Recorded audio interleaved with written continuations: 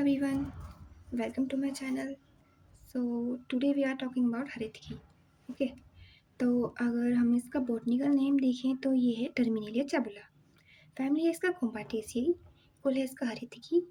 वर्गीकरण देखें तो चरक ने इसको ज्वारग्न में रखा है, वर्षोग्न में, खासग्न में, कुष्ठाग्न में और प्रजस्थापन में रखा है.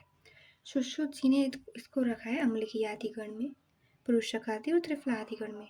भाव प्रकाश निघंटू ने रखा है इसको हरितकी आदिगण में.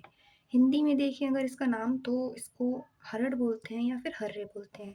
इंग्लिश में चैब्यूलिक मायोरोबलान है. और पर्याय अगर हम इसके देखें तो 3-4 पर्याय बहुत रहते हैं लिखने के लिए. इसका पर्याय है अभया, जो कि सारे फियर को रिमूव करती है. और पंचभद्रिका, इसमें जो है 5 रस होते हैं लवण को छोड़कर. जीवंती, ये जो है अच्छी लाइफ देती है हमें. वयस्था, एजिंग को डिले करती है. पूतना, सारे चैनल्स को खोलती है हमारी बॉडी के. अमृता, ये हमारी लाइफ को रिजनरेट करती है और जैसे डिवाइन नेक्टर का काम करती है ये. चेतकी, ये हमारी माइंड को एक्टिवेट करती है, जो हमारी अच्छी लाइफ को प्रमोट करती है. और जो भी आपको ठीक लगे वो याद कर लेना इसमें से. मॉर्फोलॉजी की बात करें तो फिर इसका एक वृक्ष होता है जो कि 50 से 80 फीट तक ऊंचा रहता है. और अगर हम इसका मॉडर्न के अकॉर्डिंग देखें तो ये डेसिडुअस ट्री रहता है इसका. और पत्र इसके लटवाकार होते हैं या फिर अंडाकार होते हैं, जो कि 3 से 8 इंच लंबे होते हैं. मॉडर्न के अकॉर्डिंग देखें तो इसके लीव्स जो होती हैं वो सब अपोजिट रहती हैं. और ओवेट होती है, ओमलोंग होती हैं, 8 से 20 सेंटीमीटर लंबी होती हैं. और त्वक अगर हम इसकी देखें तो फिर ये गहरे भूरे रंग की होती है. पुष्प इसके छोटे आते हैं, श्वेत या फिर पीत वर्ण के रहते हैं, जो कि मंजीरियों में आते हैं. और अकॉर्डिंग टू मॉडर्न सेसाइल रहते हैं, वाइट, डल वाइट या येलो कलर के रहते हैं, जिसमें कि एक स्ट्रॉन्ग सेंट रहती है. फल देखें तो इसका 1-2 इंच लंबा अंडाकार का होता है, अंडाकार का, जो कि कठिन भी होता है. इसके पृष्ठभाग पे 5 रेखाएं रहती हैं. और कच्ची अवस्था में ये जो है हरित वर्ण का रहेगा, पक्व होने पर ये पीताभ धूरस वर्ण का हो जाएगा. मॉडर्न के अकॉर्डिंग देखें तो इसका जो होता है ड्रूप होता है. ओके, इसमें 5 रिबन लाइक वो होती हैं, रिब्ड लाइक स्ट्रक्चर्स टाइप की होती हैं, जब ये ड्राई हो जाता है. इंटैक्ट फ्लावर जो होता है वो intact flowers are yellowish brown. और बीज जो होती हैं, हर एक फल में सिर्फ एक बीज निकलेगा. और पक्व अवस्था में मतलब फल का जो संग्रह करते हैं तो फिर हम जनवरी टू अप्रैल टाइम में करते हैं. इसकी उत्पत्ति जो होती है हम सारे भारत में मिलेगी, लेकिन ज़्यादातर जो होती है 500 फीट से ऊंची जगहों पर ही मिल जाती है आराम से.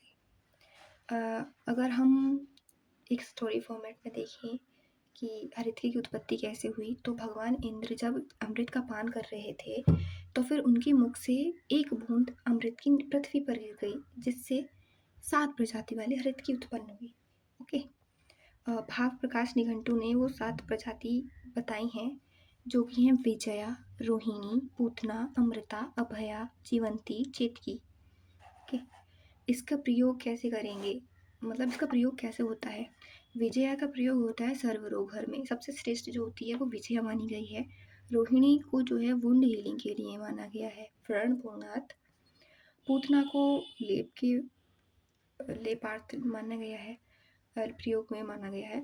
अमृता को शोधनार्थ, अगर किसी का शोधन वगैरह कर रहे हैं तो उसमें यूज़ कर देंगे अमृता को. अभया को अक्षी रोग में करेंगे, आइस रिलेटेड जितने भी रोग हैं उनमें.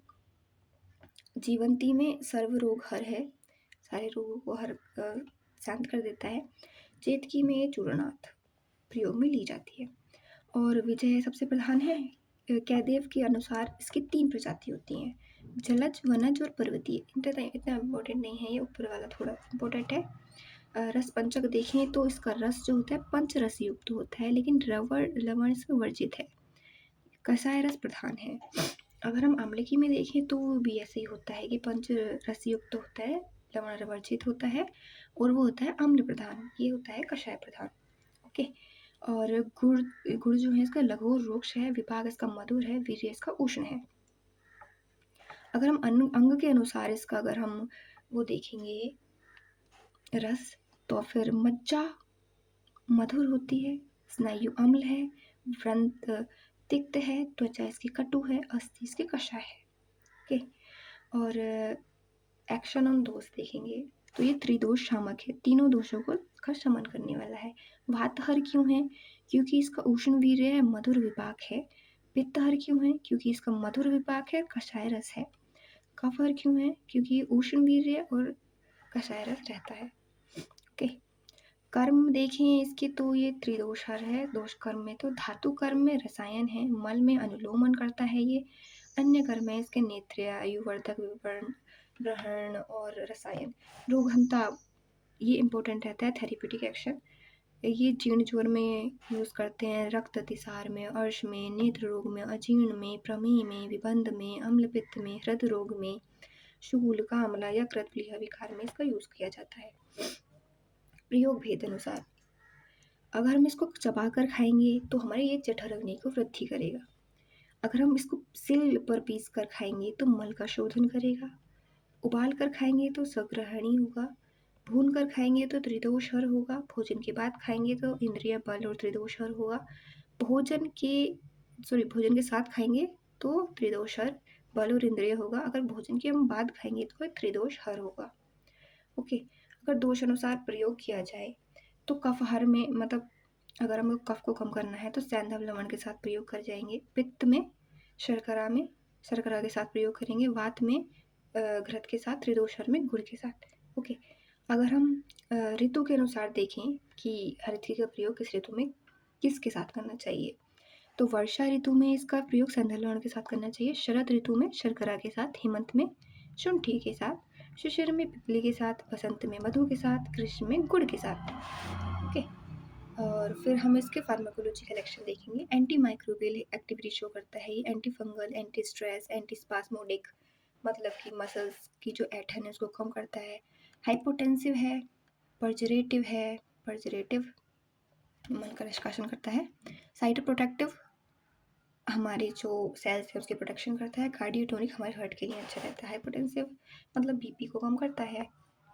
और आम प्रयोग अगर हम देखें तो कॉन्स्टिपेशन में इसको हम गुड़ के साथ सेवन कर सकते हैं हरितकी का।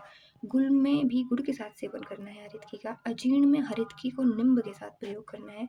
विषम ज्वर में मधु के साथ हरितकी चूर्ण।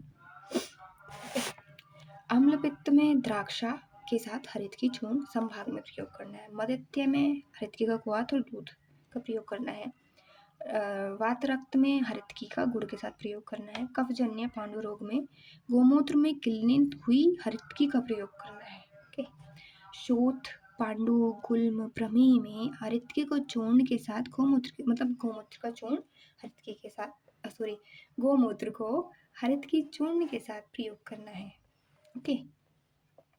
कॉन्ट्राइंडिकेशन किस किस में यूज नहीं करना चाहिए? अतिश्चिंत्य, ज़्यादा चिंतन, बल वर्जित, रूक्ष, क्रश, पित्ताधिक्य जिसमें पित्त की अधिकता हो, गर्भिणी में नहीं करना चाहिए। रक्त मोक्षण हुआ हो उसका भी नहीं करना चाहिए। पित्त प्रकृति वाले पुरुष में भी नहीं करना चाहिए। विमुक्त रक्त में भी इसका प्रयोग नहीं करना चाहिए। इंपॉर्टेंट है प्रयोजांग हम इसका फल यूज करते हैं। चूर्ण इसकी मात्रा देखी जाए तो चूर्ण 3 से 6 ग्राम लेंगे। क्वाथ इसका 30 से 50 ml लेंगे। विशिष्ट योग तो सबसे इम्पोर्टेंट मतलब त्रिफला तो सभी ने सुना होगा। तो विशिष्ट योग में आएगा त्रिफला, हरितकी आदि चूर्ण, हरितकी आदि क्वाथ, हरितकी आदि प्रलेप और हरितकी आदि अवले। तो 4-5 याद रहेंगे तो अच्छा है, मतलब मिनिमम 4-5 लिखने होते हैं विशिष्ट योग में। तो इसमें से आप लिख लेना। प्रशस्त हरितकी, जो हरितकी हमें लेनी चाहिए वो कौन सी है, उसके लक्षण क्या क्या है? नव होनी चाहिए, नहीं होनी चाहिए, स्निग्ध होनी चाहिए, व्रंत होनी चाहिए, घन होनी चाहिए, गुरवी होनी चाहिए, द्विकर्ष होनी चाहिए और अंबाशी निमित जैसा मतलब पानी में डूब जाए ऐसी होनी चाहिए। ओके।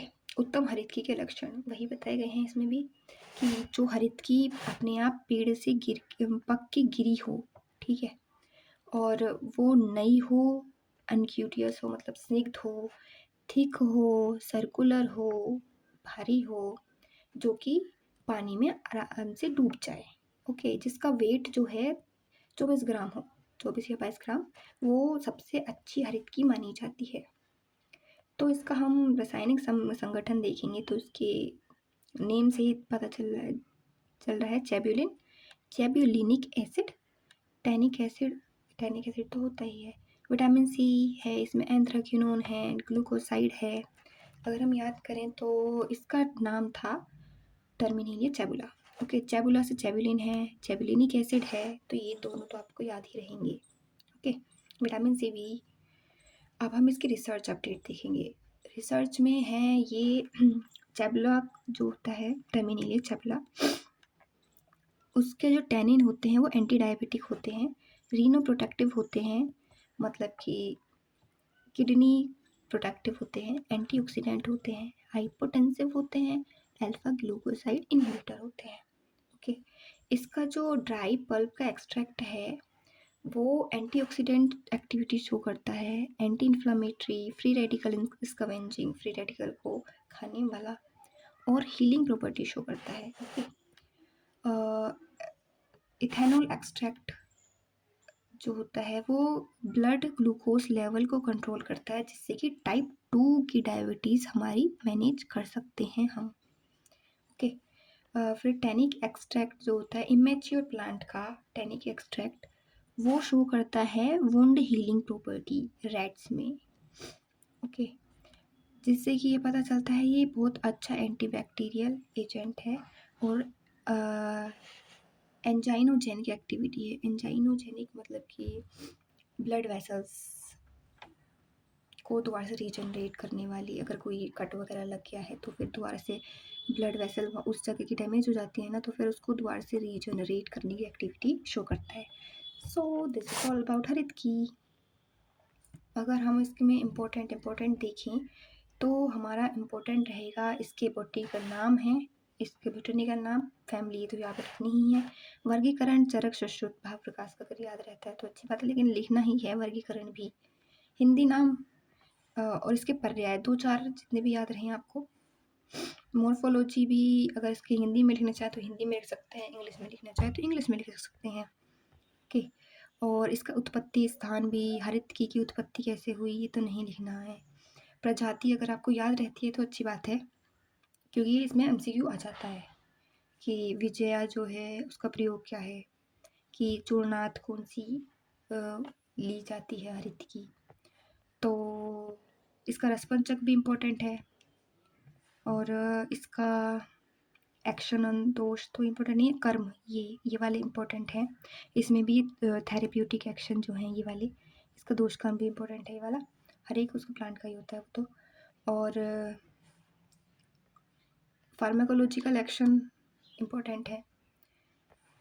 आमेक प्रयोग भी 2-4 आपको लिखने ही पड़ेंगे, प्रयोजांग इम्पोर्टेंट है, मात्रा भी इम्पोर्टेंट है, विशिष्ट योग भी इम्पोर्टेंट है, और फिर आपके रासायनिक संगठन इम्पोर्टेंट है। रिसर्च अपडेट आपको याद रहती है तो अच्छी बात है। Okay, so this is all about haritaki. Thank you so much for watching my video.